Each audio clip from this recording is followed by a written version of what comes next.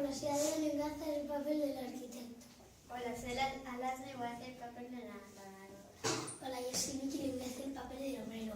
Hola, yo soy Nayib y voy a hacer el papel del gato. Hola, yo soy Daniel y voy a hacer el papel de la señora gorda y del obrero.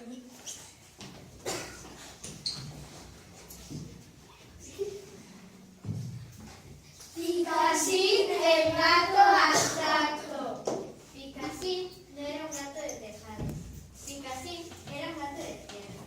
Era de color de gato, leopardos, grandes ojos, grandes orejas y luego de pincel. Vivía donde nació, en un solar. Había cogido cariño a aquellas montañas de cascotes y ladrillos rotos que fueron su primera casa. Vivía solito, pero tranquilo. Todas las mañanas, una señora gorda venía a darle el alimento. Picassín creía que eran hadas. Vaciaban unos cubos de muchas cosas, entre las que el gato encontraba pellejos, espinas y hasta cortezas de queso. Una mañana no vino la señora gorda. Vinieron los señores flacos. Cuadrillas de obreros iban y venían haciéndose como hormigas. Picassín dormitaba. Un ruido infernal le hizo desenroscarse de sus sueños. 7 máquinas feroces como 7 diplodocus les hacían a mordiscos el solar. Picassín abrió un ojo y salió corriendo. Asustado se avanzó por uno. Pis, pis, pis, pis, pis. Le llamaban. Recogieron.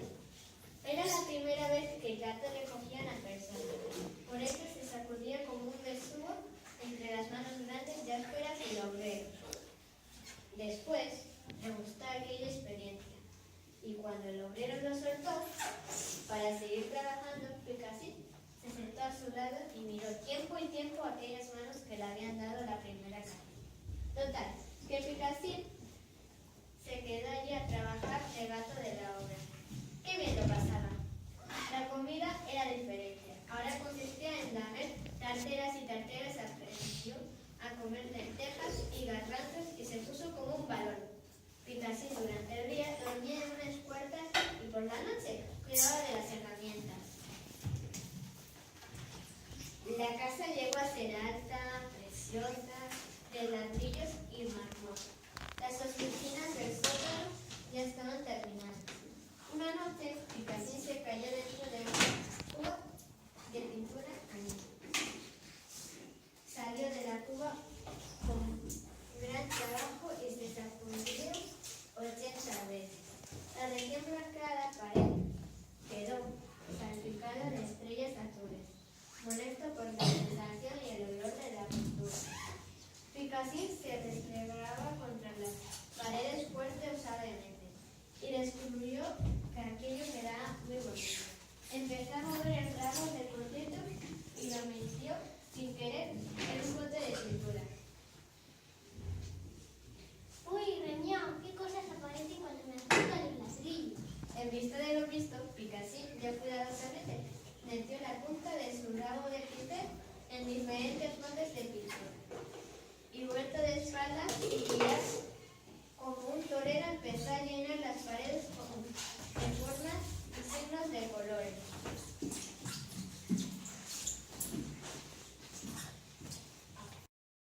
Apareció por allí el señor arquitecto. Bueno, apareció y desapareció, porque nada más ver las paredes le dio un patatús y cayó en brazos del consejero comprador. El señor arquitecto volvió ante un grupo de obreros que le daban aire con sus bolas y les dijo con voz de trueno: ¿Quién ha pintado eso? Un silencio casi sepulcral. Que venga el guarda de la obra.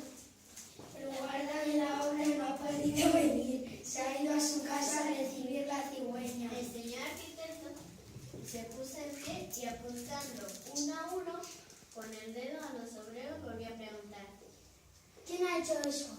50 pares de pies de obreros temblaban dentro de sus zapatillas. El señor arquitecto cambió el tono de